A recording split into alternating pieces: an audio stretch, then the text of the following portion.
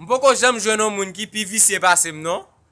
Pour qui ça? Depuis le voisinage fin retirer manger pour moi. Yo te mette dit papa mourir, faut me fin manger avant. Bagay ça fait pas gen moun qui gen respect pour moi non. M'kon entre dans kay, ti moun qui pipiti a fait me le papa pour le ka bam de qui est dire. Moun sou quartier la kay la pas jeter manger non. Depuis elle fin aswe tout reste manger pour moi. M'kon gen assiette nan même li gen maïl, gen blé, gen petit mila dans le sel kou.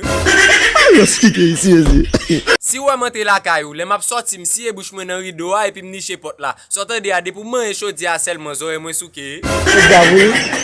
C'est grave oui. M'coucher la caille là, tourner m'ouvert bien large pour m'a prendre manger caille moun oui. Depuis manger à tout fait seulement m'connaît. M'a manger la caille ou m'a parler mal oui. Si manger a pas goût, m'a marcher dit tout moun sou quartier à sauce pour salé. M'konna la caille on moun, li dit m'li pas faire rien depuis matin. Au lieu pour me faire zéro, mal dans cuisine n'a manger 3 graines Maggi. Les m'a manger la caille moun, c'est tant que c'est dans fête malé. Gen moun nan caille la konn pas joindre, moi même gèt prend 2 fois. Toute journée m'a boire comprimé, m'a boire sirop pour me manger en pile oui. M'a manger dans n'importe 17 cailles différents. Tout le monde sous quartier a chercher puis moi même m'a gossi. Baba